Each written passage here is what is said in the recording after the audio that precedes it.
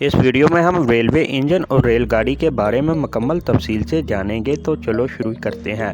पहला railway engine Richard टेरविथिक ने बनाया, जिसका मकसद स्कॉटलैंड में कानों से खाम माल बाहर निकालना था।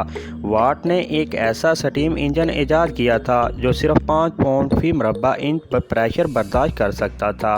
टेरविथिक का इंजन 145 फी मरबा इंच प्रेशर बर्दाश्त करने के काबिल था, लिहाजा इसके इंजन का सिलेंडर काफ़ी छोटा था। टेरविथिक ने अपना इंजन एक लोकोमोटिव में लगाया, इसका नाम न्यू कैसल रखा और इसे पटरी पर लाया। कबल इन पटरियों पर घोड़े गाड़ी खींचने का काम किया जाता था।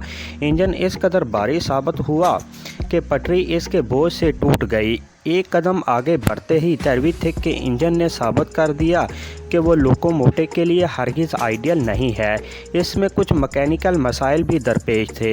होना तो यूँ चाहिए था कि किसी साबका चीज़ की जगह लेने वाली कोई नई ईजाद इससे बेहतर हो, लेकिन ये कहना काफ़ी आसान और करना बहुत मुश्किल होता है।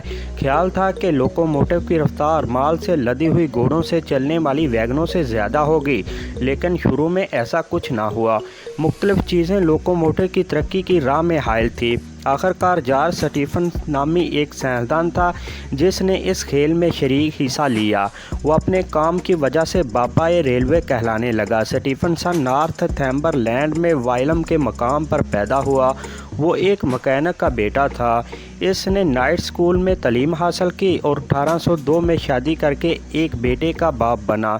शेख की ज़िंदगी बहुत मुख्तसर साबित हुई। इसकी जवान बीवी 1806 में फौत हो गई और बेटे की परवरिश इसे तनहा करना पड़ी। इसने अपने बेटे की तालीम पर खसूसी तवज्जो दी और अखराजात पूरे करने के लिए खुद गाड़ियों की मरम्मत और जूता साजी का काम शुरू करना कर दिया। आखिरकार स्टीफन को कलिंग लायरी में रेलवे मैकेनिक की जॉब मिल गई, जहां वो एक ऐसे शख्स के तौर पर मशहूर हुआ जो मुख्तलिफ मसाइल हैरत अंगेज़ी से हल कर सकता था। नतीजन कंपनी ने इसे कानों से कोयला निकालने के लिए एक लोकोमोटिव डिज़ाइन करने के काम पर लगा दिया। स्टीफन की तहकीक का नतीजा लोकोमोटिव ब्लोशर की सूरत में निकला, जो काफ़ी बेहतर था। स्टीफन की मज़ीद तहकीक और कोशिश बड़ी सूदमंद साबित हुई, क्योंकि इसने इंजनों की रफ्तार में काफ़ी इजाफा करने का एक ऐसा असूल दरियाफ्त कर दिया था, यानी अगरचे वो चिमनी में से आते हुए भाप के ज़रिए से फालतू भाप शामिल करता तो फर्नस में क़ुव्वत बढ़ जाती थी। स्टीम ब्लास्ट नामी ये तकनीक बहुत फ़ायदेमंद साबित हुई, लेकिन स्टीफन ने इस पर बस ना की। इसने आइंदा चंद बरसों में अपनी ईजाद को मज़ीद बेहतर बनाने के लिए काम शुरू किया।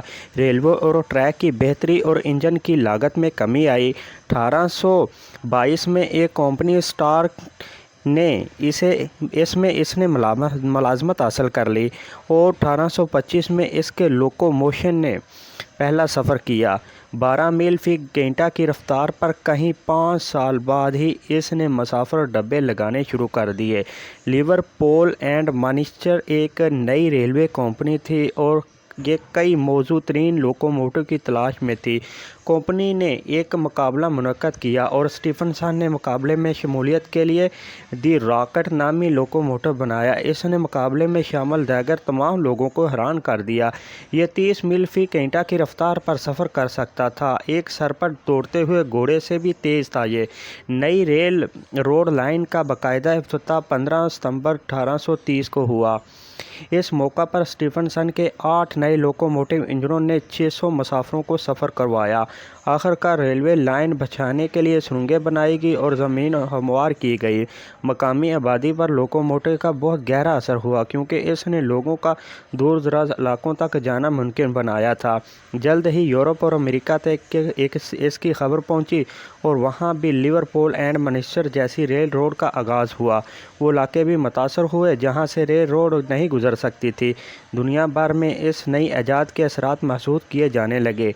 लोकोमोटिव ने लोगों के अलावा खाम माल और तजारत की एशिया को एक जगह से दूसरी जगह आसानी से पहुंचाना शुरू कर दिया।